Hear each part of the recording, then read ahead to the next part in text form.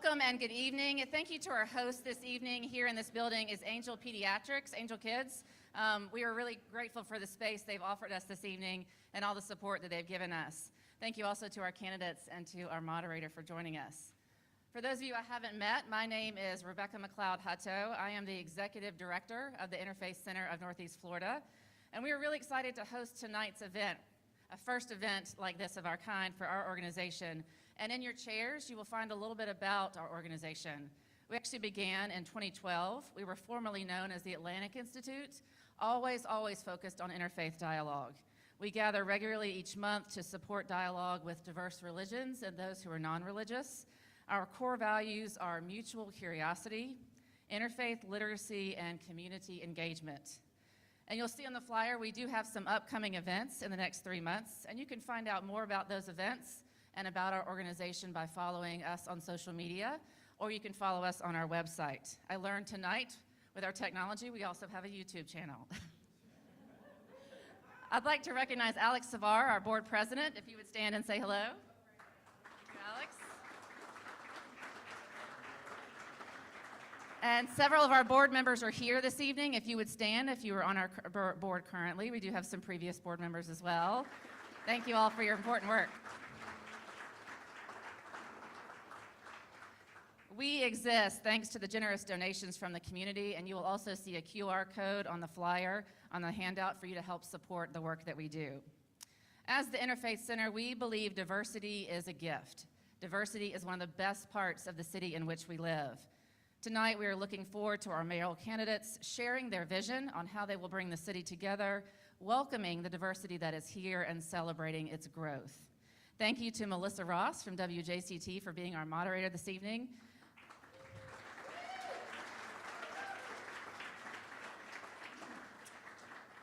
And a reminder that the election is March 21st and early voting begins March 6th through the 19th. Welcome and thank you again to all of our candidates, and welcome, Melissa.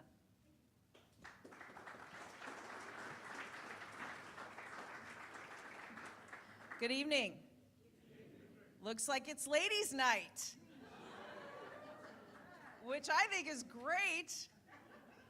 And I'm really honored to introduce these three incredible, credentialed, capable, smart women who are all asking for your vote to lead this city, as we welcome to the stage in alphabetical order, Leanna Cumber, Donna Deegan, and Audrey Gibson. Ladies.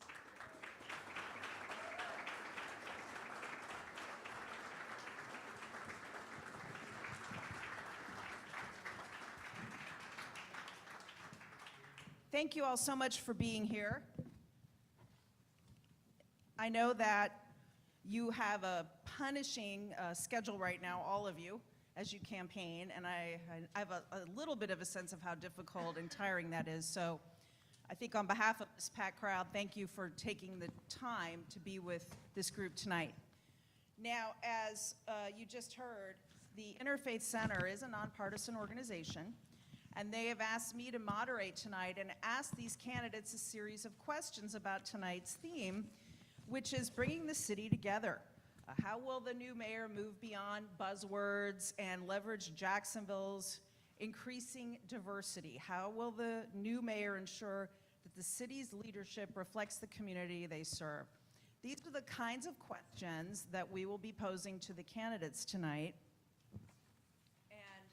I've been given a series of questions that each candidate will have a couple of minutes to respond to.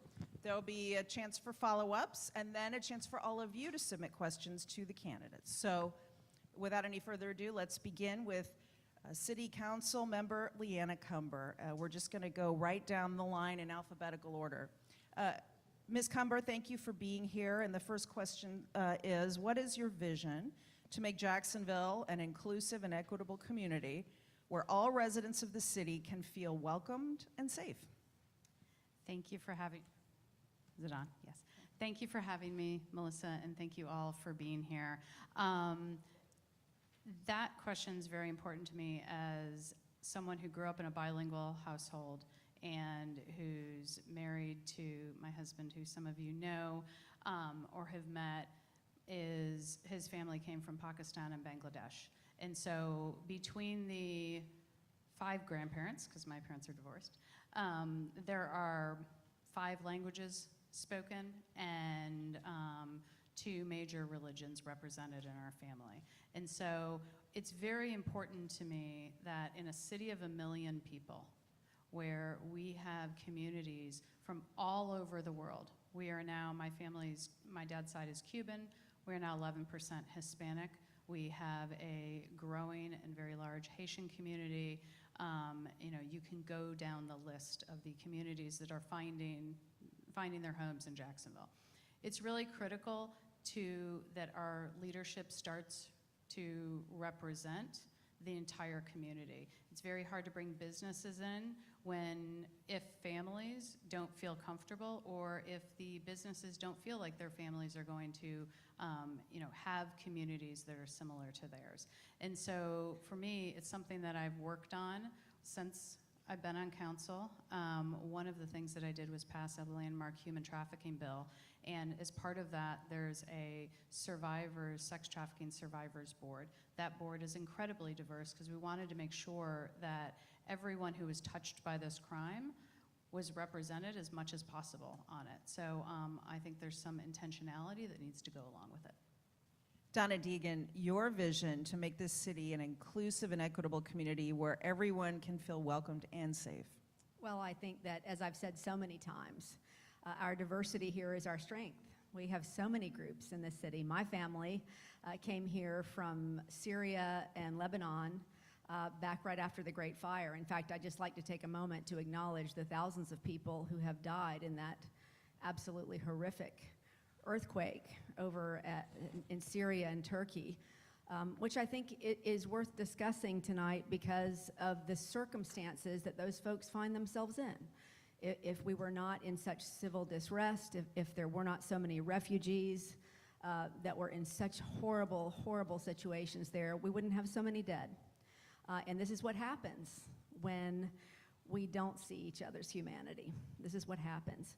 When my family came here, they came here to escape religious persecution and to start a new life. And I remember so well when my cousin Tommy was running for mayor of Jacksonville. I remember the gentleman, one of the gentlemen he was running against,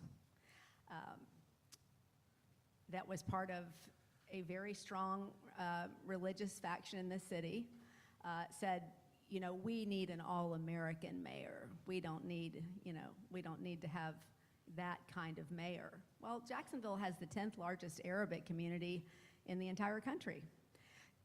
Whenever we fail to see one group, we fail to see everybody. And I think, in Jacksonville, so much diversity, but that means that we're only as strong as our response to our smallest group. That means that the Baptists have to lift the Baha'i. We have to be that community. And it's been incredibly important to me in the work that I've done in both journalism and in philanthropy to make sure we lift everyone's voices. And cancer is never an issue that only affects one group. So it's very, very important that we see everybody and that everybody is included. And under a Donna Deegan administration, we are going to have a whole lot more diversity in our city than we do right now. Audrey Gibson, your vision to make the city more inclusive and equitable where everyone feels welcomed and safe. And thank you very much, and good evening, everyone. I'm excited and delighted to be here. I am Audrey Gibson, former member of the Florida House, and just recently member of the Florida Senate. Just in this last election was the end of my term because we have term limits. And so before I even left the legislature, I wanted to make sure that I brought my skills and talents to our city, because particularly watching the division over the years has really, really made me think about staying home and taking care of home. And so, Melissa, I don't necessarily talk about vision. I talk about possible, because possible is action. It denotes action. And so possible means we all can work together. The demographics already tell us that our city has changed over time. And so we are now a majority-minority city. So that means we're already diverse.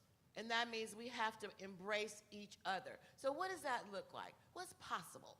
Possible is going to worship services together. Do you guys know that Sunday is the most divided day in the week? How about we invite each other to church? Possible is having dinner together. Possible is enjoying each other's heritage, despite the fact that we have someone who's banning our books. Let's get together and share those banned books that represent our culture and not let anyone else divide us, not in this state, not in this country, and certainly not in this city. So as someone who has traveled internationally, you would be surprised how much more love there is in certain countries. I've been to Italy to meet with their legislative folks there. They love everybody. They do. I think it's a city of love. And many African Americans back in the day, too, went to other countries where they could perform and sing and all of that. And it was so different by doing that. Am I done? Are you moving? Nobody has hit a buzzer yet. But, Okay. I'm not sure they're gonna, but go ahead. Okay. And so my experiences internationally, that's just one of the many countries I've been to on behalf of our city. And my family is very diverse. We came from Jacksonville. Some of my relatives came from Hilliard. And so, so we got a really good mix there. And my family is diverse in my immediate family. My son and my nephew, my brother, we have a multicultural family, and I've always embraced multiculturalism, and I will bring that same embrace to the mayor's office.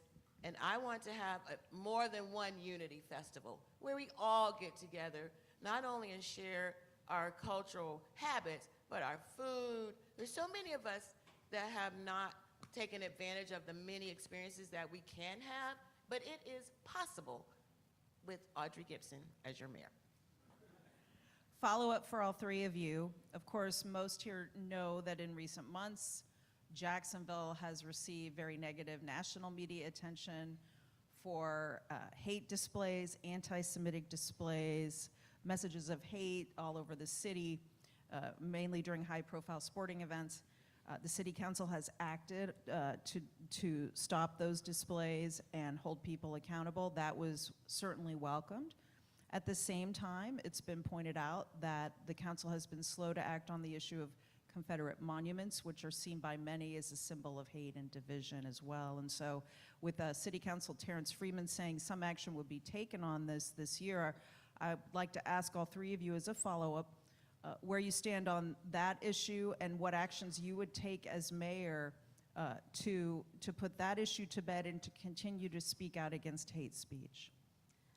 Thank you, Melissa. So, and as you know, I authored the bill against projections. And on the flip side, I do not believe that we can erase or ignore history, and I think we need to talk about it. And so I am not in favor of trying to wipe it out. So by that you mean you're not in favor of removing the monuments?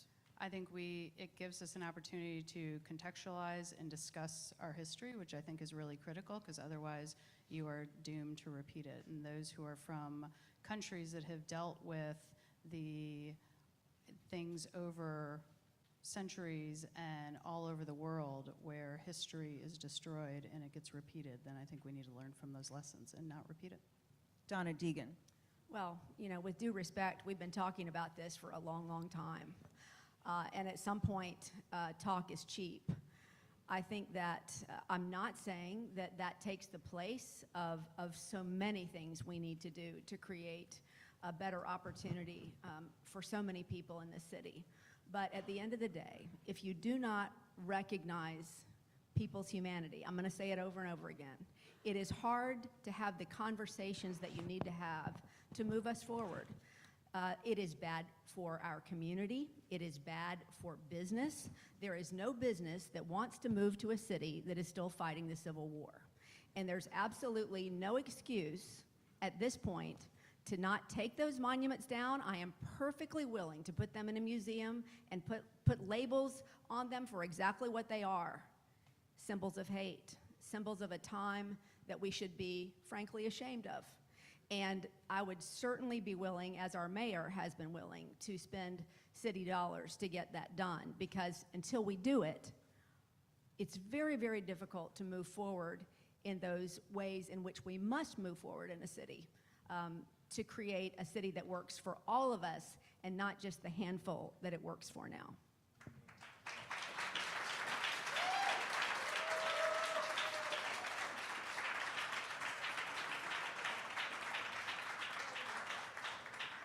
And by the way, I was cautioned to tell all of you not to clap until it's over. Maybe just hold your applause. I want my turn. I want Audrey my Gibson, turn. please, I want yes. my turn. No, I want my claps, too.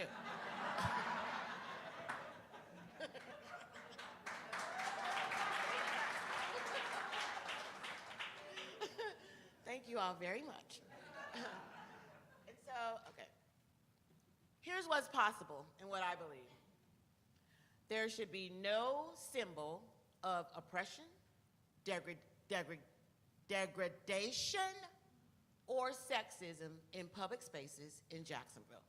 That's where I stand on it, and I believe then those things, objects in public spaces should be removed, because we are all citizens of Jacksonville, and we don't deserve to feel any type of way other than ourselves very proud every day of our life. And so in public spaces, no. And then here's my plan as mayor to deal with the removal. That is to have Douglas Anderson School of the Arts, and I've already kind of talked to him about it. We need to commission them, or as mayor, I would make sure they were commissioned to design and build a work of art that is representative of our city the way we exist today and modern history. And so that is my possible for the statutes and any other object that meets the criteria that I just explained. Thank you. Thank you. Well, we are here on behalf tonight of the Interfaith Center. There are people here tonight of many different faith traditions, and this question comes from the center for the candidates. How has your faith informed your positions as a candidate? What will you do to ensure that your policy positions as mayor are respectful of all faith traditions, particularly those who are numerical minorities in this city? Leanna Cumber. Thank you. So, I think it is I grew up Catholic, and my husband's an Ismaili Muslim, and we have different faiths throughout the family and friends. And I think what's important is that faith is really how you behave and dictates how you raise your children and what you do. And so for me, it dictates the respect that I give all faiths, which is why I've been endorsed by the National Committee on Religious Freedom, because I think it's critical that we live in a country that allows everyone to practice their faith in any way they see fit and where they see fit and how they see fit without any retribution. So I think it's important that we embrace all of those all the faiths that are out there, and make sure that we, again, protect. It's why I was the first to author the anti-Semitism projection bill, because we had seen it over and over again, and as I'm sure you've seen in the news, we continue to see this, and it's something that's been happening all over. So it really is, we raise our children to have compassion, to not just be, and I think in leaders, you need to have people who are intellectually curious, intellectually capable, but also have heart. And so that's how operate in my life. Donna Deegan. Gosh, I don't know how to even separate anything I do from my faith. I have said so many times that it is by God's grace that I am here living and breathing today. I have, as many of you know, survived cancer 3 times. I started the foundation really as a way to make sure that everyone had an opportunity to thrive. And that very much comes from a part of my personal faith. And I guess I'm Catholic by faith, but I tend to, my God's pretty big. I mostly go by the red words, and that is, brothers and sisters, love one another. And that means all of us. It means that I have to respect how everybody believes.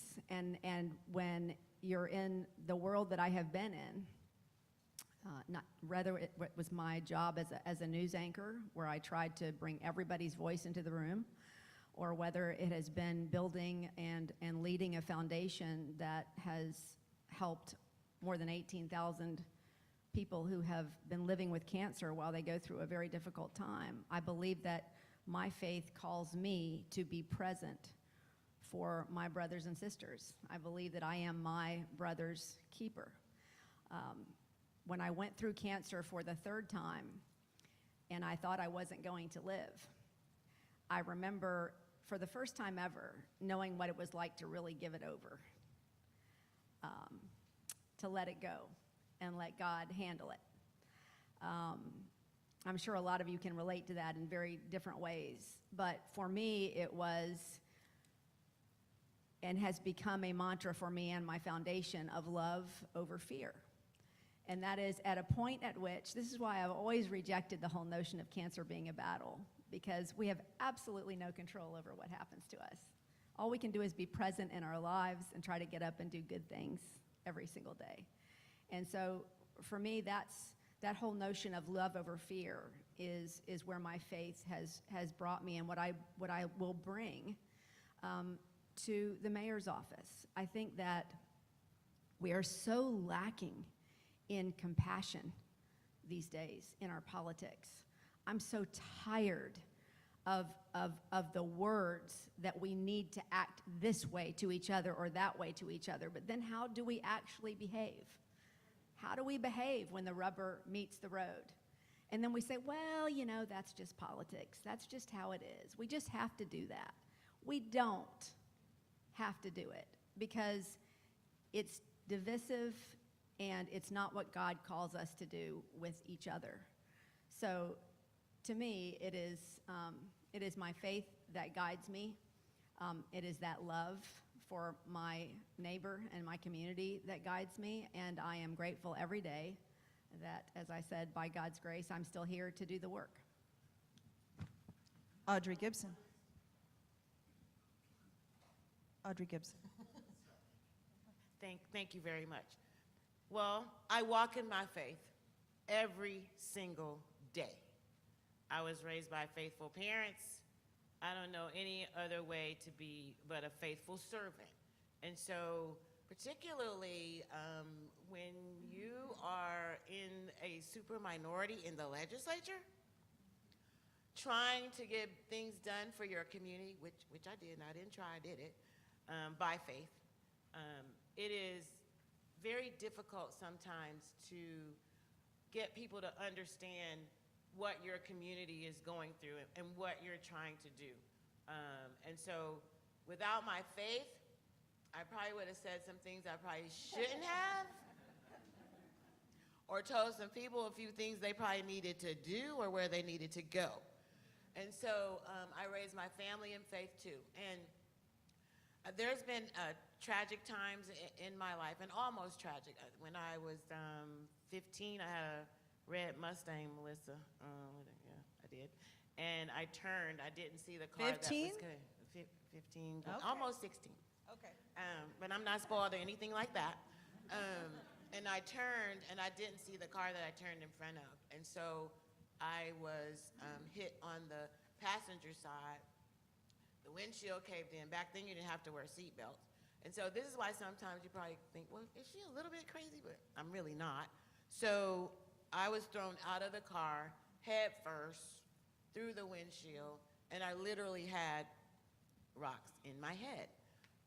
And I spent about 3 or 4 days in the hospital and had stitches and everything like that. My faith brought me through that. I had to not go to school for a couple of weeks and spend a few days in the hospital. And the faith of my parents got them through it. Because my dad, my mom said, didn't even put the car in drive when somebody called them and told them that an accident and they found my license. He didn't even put the car in drive and he jumped out of the car. The car is going down the street and my mom's grabbing it.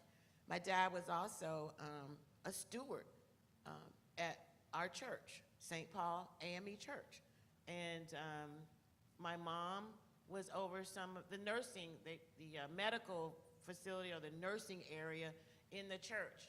Faith brought me through watching my mom at 84 develop Alzheimer's disease and metastatic breast cancer at the same time. It was so unfair.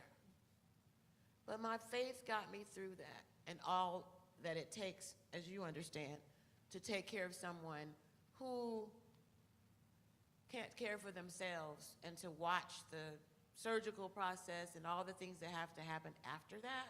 It takes faith to step out in front of the public on a daily basis. It takes faith to put forward the issues that I want to bring forward for our community. It takes faith. You have no idea how many times people come up and say, well, you didn't do anything for me, or this, that, or the other thing. Faith keeps me moving on a daily basis. And I tell you, every night, before I go to bed, I watch my dad die too, right? So I have his Bible, and he was blind, almost blind, and then went blind totally in both eyes. And so he had his Bible, because he used to read, because he was steward. He has it tabbed, so with big tabs, so he could see the chapters. And then he has it in half, so we have the New Testament separate from the Old Testament. And so I read every night spiritual verses and thank God for the day. I use my dad's Bible to read the scriptures that are in those, the spiritual books that we have sometimes by our bed every single night. Because my faith is strong, and it will always continue to be that. And I want this community always to live in it's your faith and your truth. And we have to be accepting of that. And faith is part of many of our culture, right? So let's live our faith every day and walk in it, and we will be a much better community for it. Thank you. The Interfaith Center has brought us together tonight to talk about these themes of diversity, equity, inclusion. And so that's in the news. Just as we are meeting here tonight, we're hearing from some professors at Florida colleges and universities that they are being asked to show the state legislature emails, possibly their private text messages and social media DMs, if they have had anything to do with curriculum on Florida campuses involving DEI, diversity, equity, and inclusion.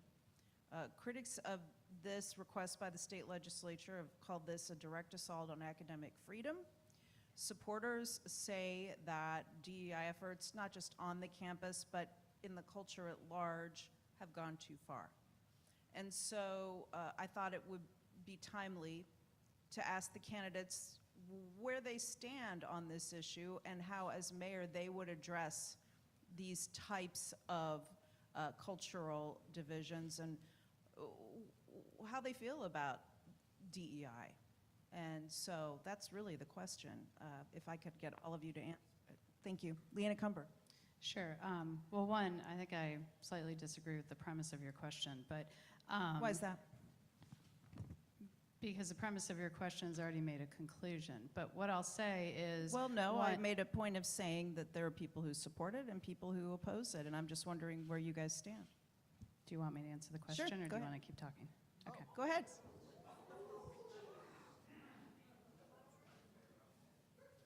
The university system is paid by taxpayers in the state of Florida and is run and is controlled by the governor, who is voted in at 60%.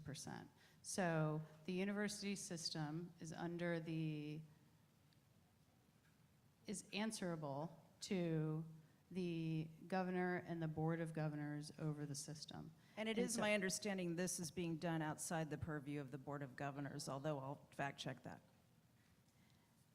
And what I think is critical, and one of the things that we have lost, when you look at our city, so let's focus back on city issues. We have a 47% at-grade reading level in third grade. 47%, it's gone from 60% to 47% in 6 years. Ribault Middle School is at 25% at-grade reading level. And by the way, I have a 9 and 11-year-old, and I don't want my kids reading only at grade. That is the floor. As a former 3rd and 5th grade bilingual teacher, that's a floor. When we have 75% of our kids at Ribault Middle School not reading between a 1st and a 5th grade reading level, and we are set now to have the 2nd highest homicide rate in 24 years, these are the issues that we need to be laser focused on. And we need to make sure that we are teaching our kids how to read, we are teaching them math, we are teaching them science so that they can be competitive on the global stage, and that goes with universities as well. But as a mayor, the direct contact that I have with education, that I will have with education, is in our, from 0 all the way through to graduating high school. And that is what I'm laser focused on, because if we do not focus on education in the city and making sure that our kids are successful in reading and math and science, then we are never going to be able to reduce our crime rate.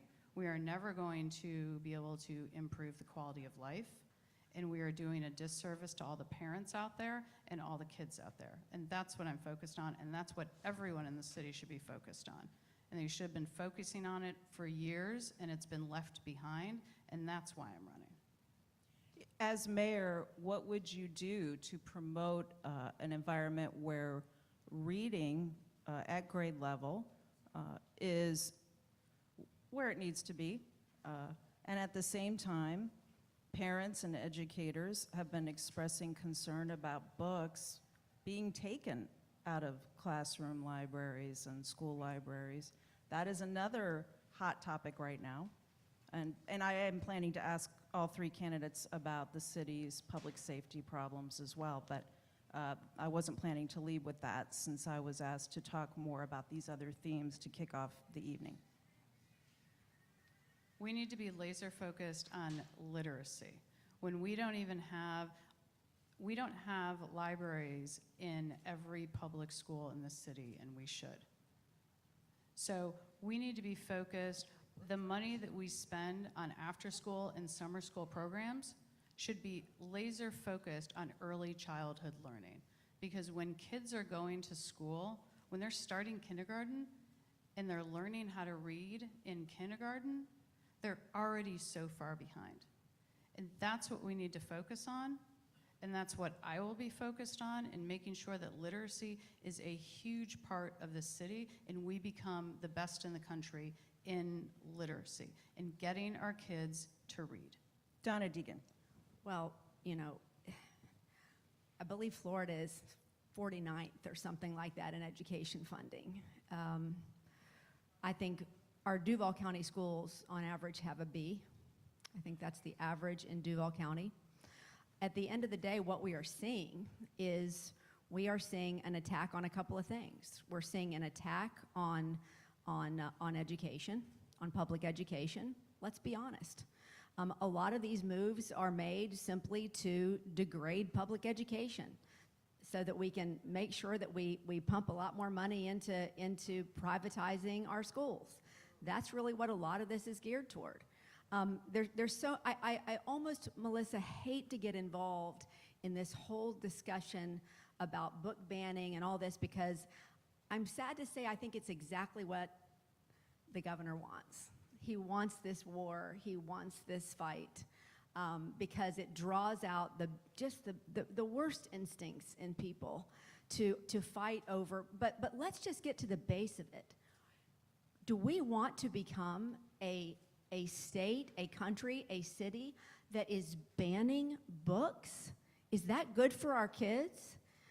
I cannot even tell you how many parents have contacted me over the past couple of weeks. One woman, and I sure hope it gets her politically involved, who said, I have never been involved in politics in my life. I've always just wanted, to take my kids to school and have them learn and not get myself involved in all these fights. But she said, my kid came home crying her eyes out because all the books were taken out of her library, and the novel they're in the middle of reading had to be closed up, and she doesn't understand what's happening, and she's scared. And she said, and now I'm just mad as hell, and I'm going to get involved because this is ridiculous. And it is ridiculous. It's all sleight of hand is really what it is. Look over here so you don't see that I'm robbing you over here. That's really what's happening to our public schools. But we cannot, it's hard to know how to respond to it without getting sucked into the food fight that always seems to happen with these culture war issues. They're important issues. But unfortunately, what is happening is your attention's being drawn over here while your freedoms are being taken over here. So this whole discussion of freedom sounds to me like freedom for me, but not for thee. And I am really, really disheartened for our teachers who work so hard to educate our children, to be placed in the middle of this just absolutely unconscionable situation. We had a situation where all of us on this stage were asked a few weeks ago to sign a civility pledge by One Jacks, or you all are familiar with One Jacks. It's associated with UNF. All asked to sign a civility pledge, which was supposed to be released on January the 28th. January 28th came and went, and I called to find out, well, what happened to that civility pledge? Well, we had to pull it. We had to pull it. Yeah, there were some people who weren't very happy about that. Called it too woke. There were concerns because of the attack on what's happening at our universities with exactly this type of thing, taking people's emails and sharing information. I mean, what in the world is going on? What is happening when we can't even pledge to be civil to each other? This is what is happening in our community, and here's what it does. It serves a political purpose because it divides us against each other. But what does it do to our children? What does it do to all of our children, all of our very different children, who each deserve to be seen and each deserve to have an education? So I'm afraid what some people are calling religious or liberty, to me, sounds a lot like my way or the highway. And I trust our teachers. I'd like to make sure we're funding our public schools. Not that I have a lot of control over that as mayor, but I can tell you, I will use my voice to speak up for our teachers, and I will not let people stroll in here every 5 minutes spewing things that only divide us and don't bring us together. Because this is really, it's just a travesty what is happening in our schools. Sorry, I'm sorry. I get real upset about this issue, and I know you do too. Just as long too, so let's Go get ahead, at it. go ahead, you tell them. Audrey Gibson. What was the question?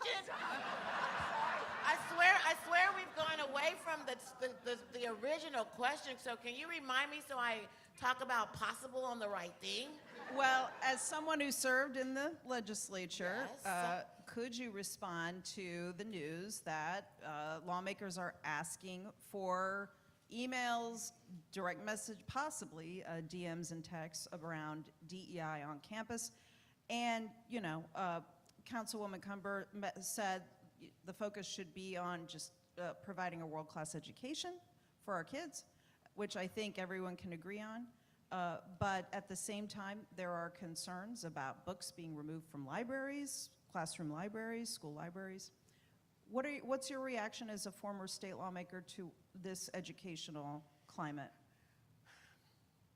Well, first of all, I had the opportunity to vote no last session on the ridiculousness of getting rid of or penalizing people for diversity and inclusion and awareness, and it makes absolutely no sense. So I think that what people may not understand is not only are they asking for the emails probably under a public records request, but because they're state controlled anyway, even in the legislature, texting and email and all of that is subject to public records requests.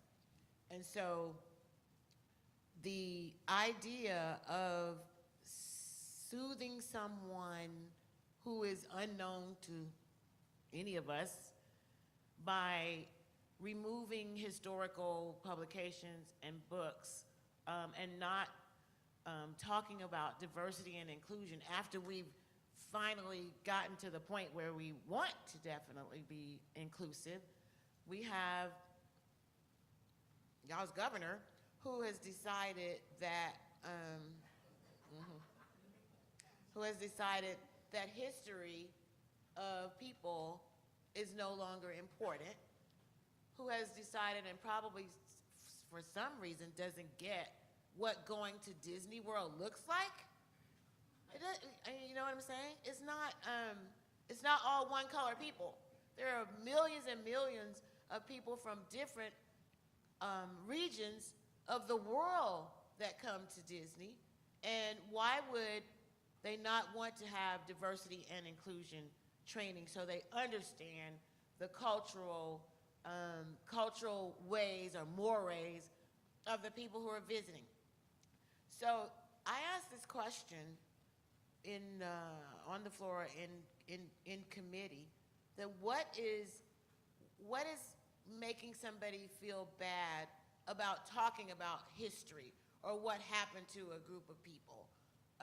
The answer was, well, we shouldn't talk about what happened to them. We should talk about what they overcame. I'm like, well, how the heck you talk about what somebody overcame if you don't talk about what they went through?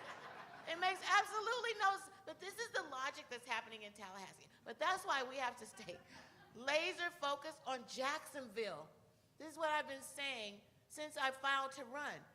When it's time for state politics, well, the time is now because we need to raise up on the books that are being taken off the shelves in our library in our city, and I'm a member of the Library Advisory Board, by the way. How do you don't talk about what happened, but you talk about, oh, look what they overcame? Well, we don't know because we don't get to talk about what they overcame. That's silly.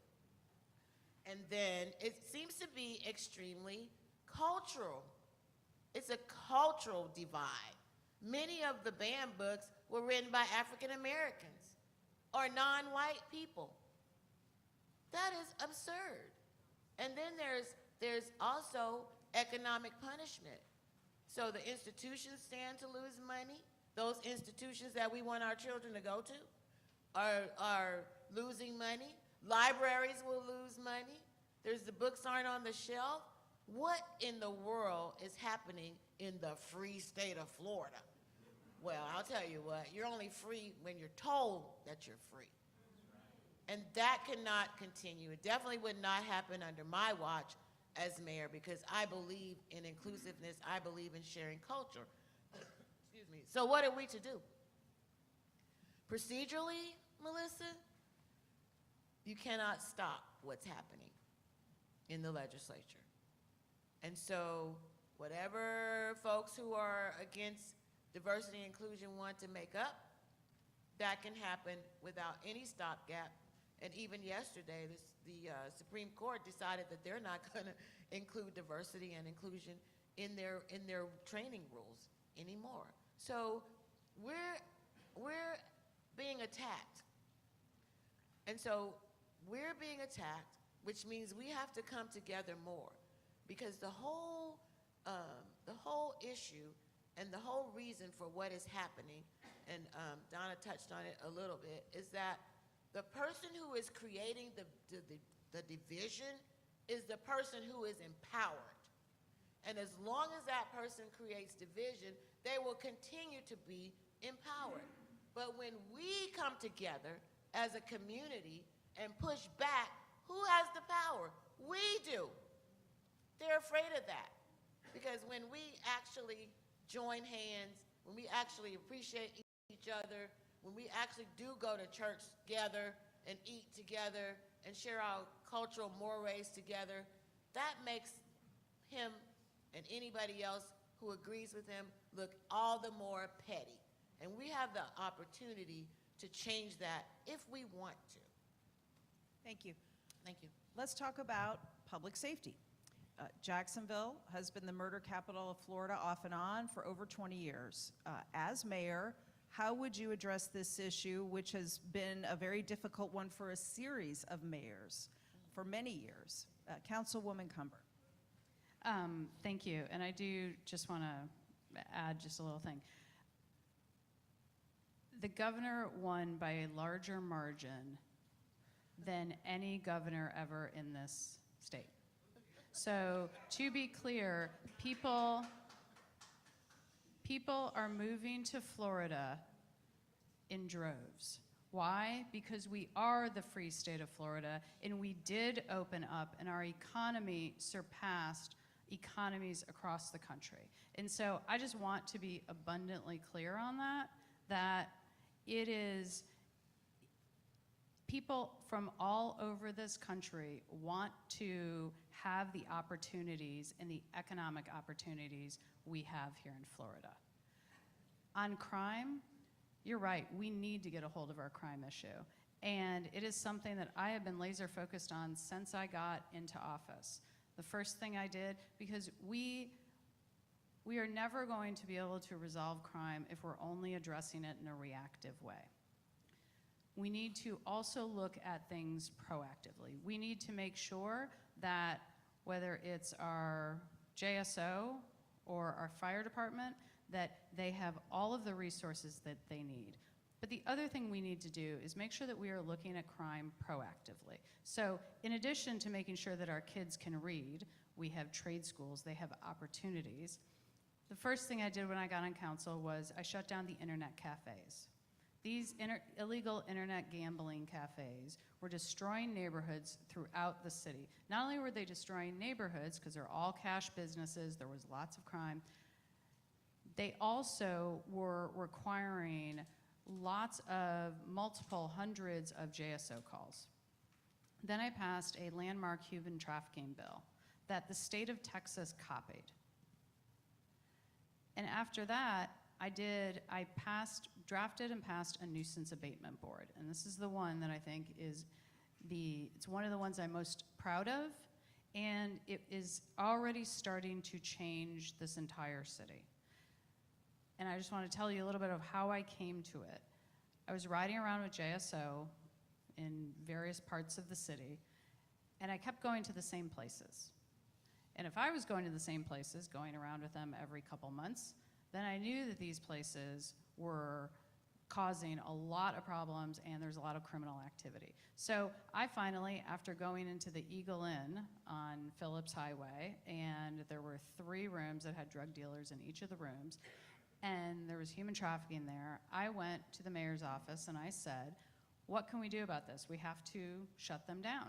It's all cash, there's criminal activity happening, and the response I got was, there's nothing we can do. There's this complicated DART process that really doesn't end up shutting the business down, or we can issue code violations. So I happen to be talking to a good friend of mine in the Florida State Legislature and saying that can't possibly be the answer, that we can't do anything. And he said, you're right, that isn't the answer. You can the state of Florida allows municipalities to create nuisance abatement boards. So I read up on it, I created one, I made it as airtight and legal proof because it's a quasi-judicial board, and I'm a lawyer, so I tried to make it as if someone were to appeal. It was the most legal proof board. And what it does is it allows the city, for the very first time ever, to hold businesses that are allowing criminal activity on their premises, hold them accountable. The first case that went before it in August was Franklin Arms. So those of you who work with Lift Jackson in East Jacksonville know Franklin Arms. Franklin Arms is an apartment complex that houses older African American men and women, families, but it tends to be older on fixed incomes. It is a very violent place. There's a ton of criminal activity there. Franklin Arms is the first place to be brought up in August. Within a 3-hour hearing, the building itself was deemed a public nuisance, and the owner, who lives in Austin, was not just required to come to Jacksonville every month, but was given a list of things that he needs to do to fix the building. After that, and the board has a year jurisdiction, so the board is working with the owner of Franklin Arms to clean it up. And I was told you can't do anything about Franklin Arms. That's not true. The next case that was brought up, the owner walked in, it was a motel, the owner walked in and said, I stipulate to being a public nuisance. How do I fix it? And now there are multiple cases. So when we're looking at crime, what we need to do is not just look at the education system, not just look at making sure that our public safety officials and our first responders have what they need, but we also need to look proactively at what we can do. And that's what hasn't been done, and it's what I've been laser focused on. And when you look at cities, it is statistically true that Republican cities, Republican-led cities, have lower rates of crime. There are 2 cities in the country. You can see the statistics. There are 2 cities in the country that buck that trend, and it's Tulsa, Oklahoma, and Jacksonville, Florida. And we need to reverse that trend and start being a city that is proactive in reducing crime. Donna Deegan.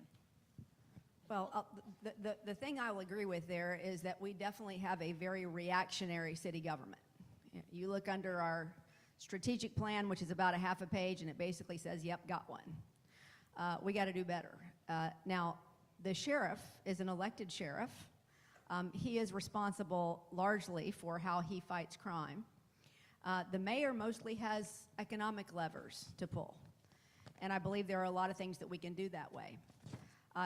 For those of you who have been here for a while, you will remember when our violent crime numbers came down the most in Jacksonville, when Nat Glover was sheriff, and we had a system called the Jacksonville Journey. Does anybody remember the Jacksonville Journey? What made the Jacksonville Journey so effective was that we weren't taking the approach of, I've got a hammer so everything looks like a nail. We were taking the approach that you have to look at all the underlying causes to why criminal activity happens in the first place, and you have to start addressing those things, from literacy to food insecurity, to all the different assets that happen or things that happen in a community that allow people to fall through the cracks. It has a lot to do with things like infrastructure, making sure that you have safe streets, lights, sidewalks. It's the way that you spend your money as a city to create an environment that makes people safer. So, I mean, there's all of that, and all of that was part of the vision of the Jacksonville Journey. It was a very comprehensive look at how we deal with the underlying issues that end up causing crime. So yes, it is absolutely important to fully fund our police and fire departments. Public safety is incredibly important, probably the most important thing that you have on your plate as a mayor. The levers that a mayor has are economic in nature. So what we can do, my 3 pillars of my campaign, I think all together will help to address crime. My 3 pillars are infrastructure, which we have neglected and kicked the can down the road in our underserved communities in the city forever. We've been promising people things since consolidation that would have made their communities safer, and we have not delivered.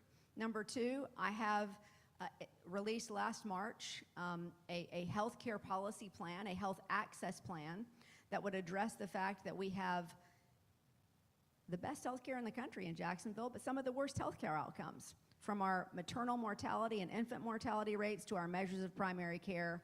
We really, really are in the lower half of our state. Why is that important for crime? People have to be healthy to go to work.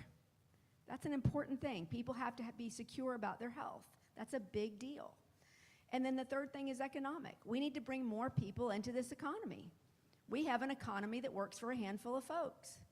Let's create an economy that works for all of us.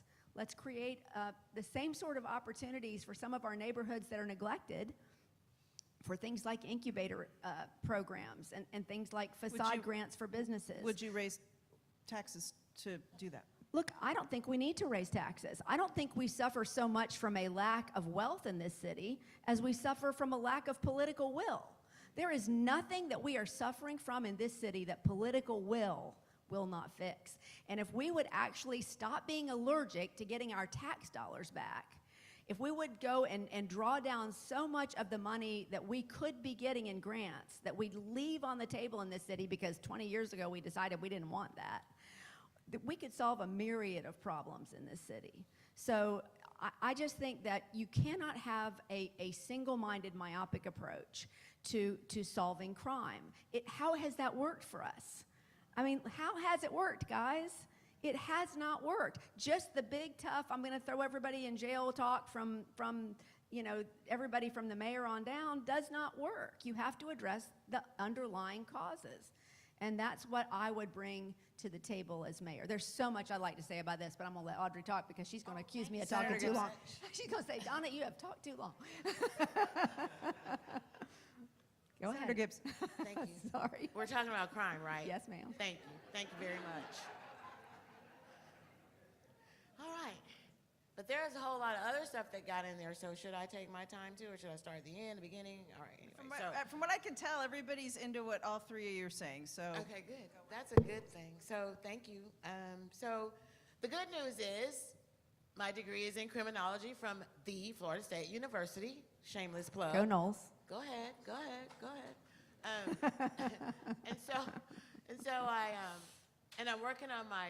I should have my master's in public administration. I want to shameless plug too, by the end of May from the University of North Florida. And so I understand the theories of crime first of all. And so and we have to. Crime is a big umbrella, so we have to really focus in on what kind of crime is it that we're talking about, right? Right now, and it's what seems to happen. And some crime is cyclical. And right now, we've had rashes up and down of gun violence. And so why is that happening? And I talked to Melissa Nelson about a year or so ago about why are we cycling so much with the gun issue? Well, she told me, first of all, one gun turns over in this community multiple times.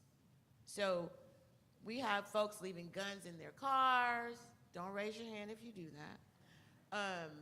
In unlocked places in their home. And so sometimes they don't report their guns as stolen. And so those guns end up in the street and get passed from one person to the next. Until what? Until that gun can be recovered or until the perps are arrested or young people gone to a juvie. And it's a continuing issue for us until I believe our population starts to get a little bit older. So we have a very young population in Jacksonville. Average age is like around 37-ish, so that means, and there's more young people behind. And people tend to commit less crimes as they get older. So we keep having these rashes as our young people reach a certain age and have access to guns that even they may get from their friends. And so the solution, in my opinion, for the issue that we're having is one within the entire community. How hard is it to make sure your car is locked? Why you got a gun left in your car in the first place, right? Lock it up. It's not difficult to make sure you don't have a weapon in your car and your car is unlocked. It's not difficult to report a gun that's stolen. We need to know that, because in addition to those that are stolen and out in the street, people have the ability to make guns at home. You can order parts and make your own gun. That adds more guns to the mix. Now we got permitless carry. What in the world is going to happen now? And so the way we deal with that situation, I believe, is like back in the day. Number one, and news came on at 11, I think only back then. It says 11 o'clock. Do you know where your kids are? So it's 11, well now it's like 9, 10, 11 o'clock news. Do you know if your car is locked? Is your car locked? If you have a gun, is your gun locked up? We can't be afraid to have those conversations with folks. Parents, there are some parents who live in fear in their homes. Did you know that? They don't even get to check under the bed or in the drawer or in the backpack to make sure that there's not a gun in their house. And some know there's a gun in their house and they don't know how to report it. So we have to make it safe for parents and even friends to tell somebody about a gun. We have to. The sheriff needs to help us figure it out. As mayor, I have the background to work with the sheriff to address the issue, also to use more civil citations, more diversion, more prevention. I also believe in community policing, but my idea of community policing, and somebody stole my thunder because they heard me say it before, is that I believe if we add more officers, back in the day, our officers used to patrol the community where they grew up in, right? So you have a different outcome and a different relationship with the community, which is important when you're talking about controlling crime and working with law enforcement, because there's no more fist fights. There's only guns. And we have to have coverage in our neighborhoods. And I also want to make sure that people don't feel threatened when there's a unit sitting on their block. But that officer is there for your safety and not to arrest you. And so our issue in dealing with crime overall is the data and the trends. And that's one of the things I wrote in one of my 50 questionnaires that we all got to fill out for running for mayor. And that is making sure that we are addressing the right crime with the right money, because the budget, the pot where the budget sits is not an endless pot. And so we have to make sure we are following data. I'm very data driven. I want to make sure that the data that comes from JSO is actually usable. It needs some tweaking the last time I checked, and is shared with the public. That's important. You should be able to find it without a lot of trouble. And so the way we fund how we fight crime is based on data trends. Right now we have a gun issue. We have a big gun issue, and it's among our young people. So we need to track that data and make sure we know where it's trending to. It's in certain neighborhoods. What resources do we need to use there to help get rid of that problem? Thank you. Oh, hi. Hi. We are to the question and answer. You've seen some of our students walking around collecting cards. If you have a question, we're only accepting written questions this evening, so if you have one that hasn't been picked up, let us know. I'll start with one that actually has my name on it. It said, I assume all candidates were invited to tonight's forum. I want to clarify that we invited the top candidates from each party so that we could have lengthy conversation rather than tidbits and snippets from just one folk or another. And so thank you to you ladies for responding. I did not hear anything back from Davis, and Ferrara said he could not make it this evening. So I hope that answers that question. I'm going to turn it back over to Melissa. But let us know if you have cards. Thank you. I've been given a few cards out of the many you've been so kind as to fill out. These are a curated list of questions from the Interfaith Center, so thank you for providing them. And a question from someone in the audience is, how will you support LGBTQ youth as mayor of Jacksonville? Leanna Cumber. Look, again, I think that local government really needs to focus we have a lane that we need to focus on. And our lane is very narrow. We have to focus on what the state and federal government can't and won't do and what the private sector won't do. And that's what we need to focus on, and it's what we haven't focused on for years.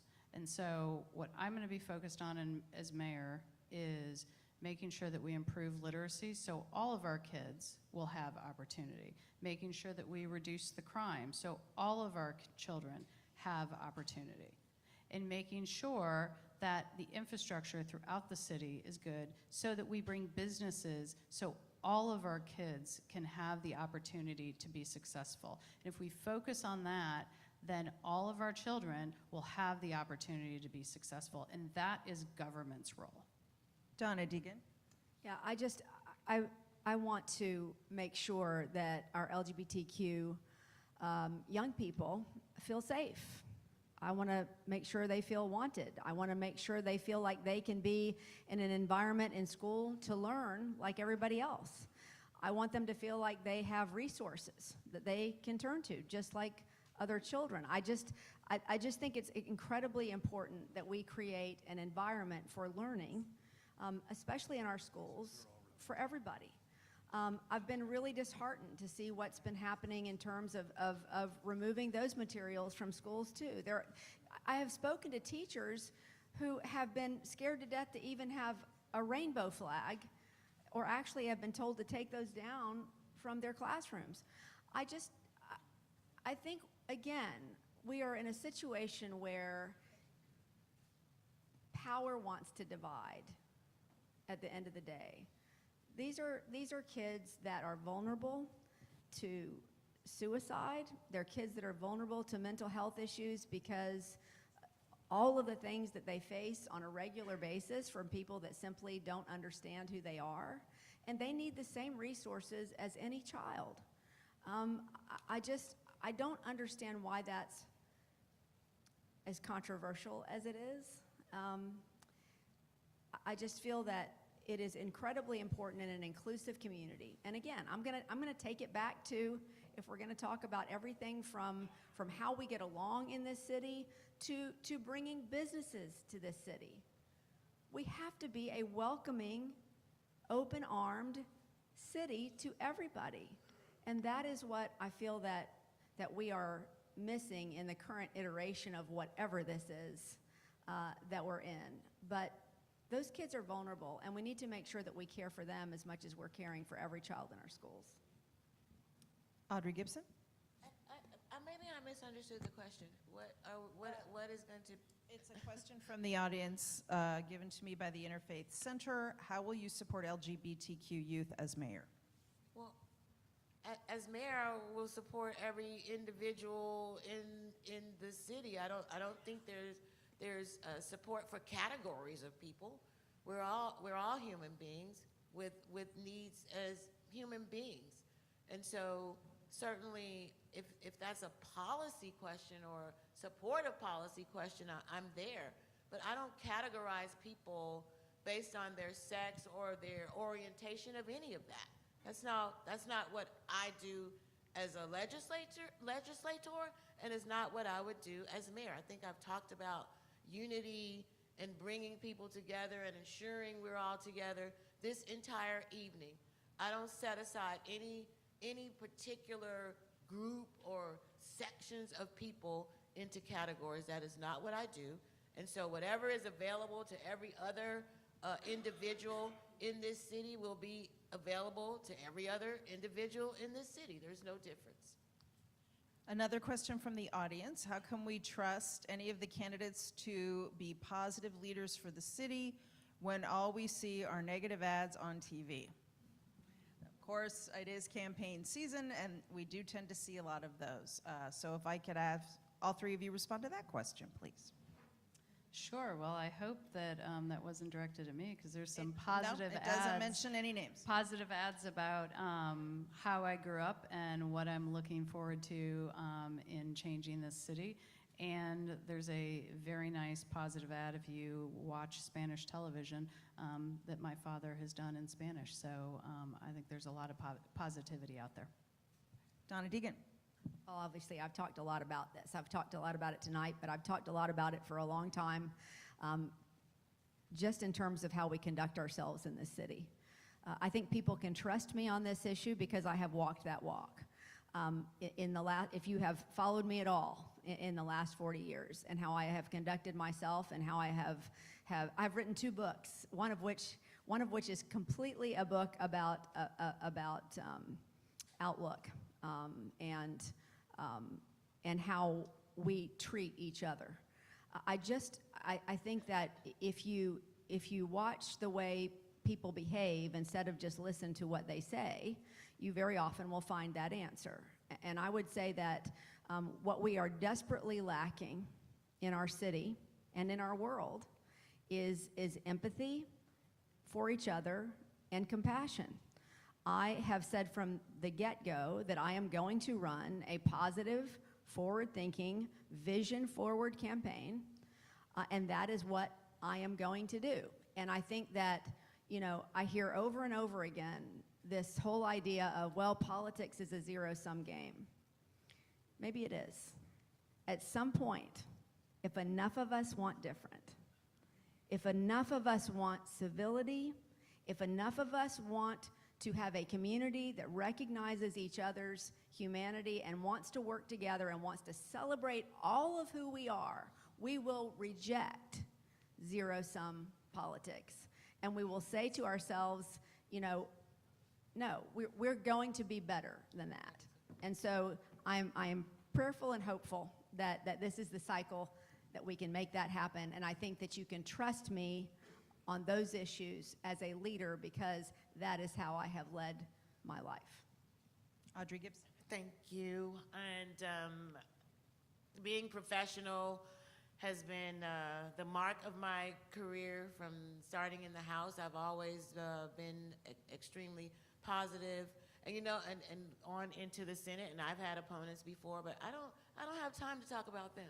I only have time to talk about me and my things that I'm doing and what I've done in this community.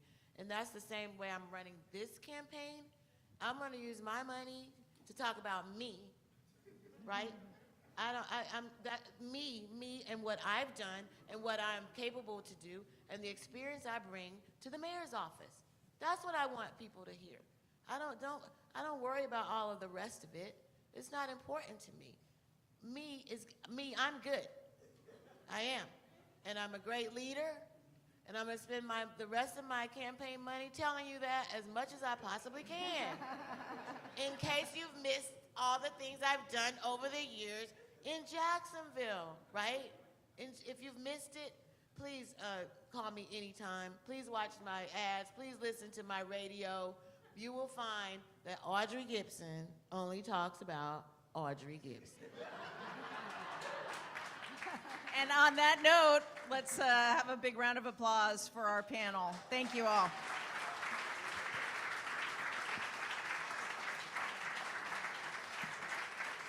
Now, the mail ballots are going out. The election's just around the corner, so vote, everybody. Thank you. It started already.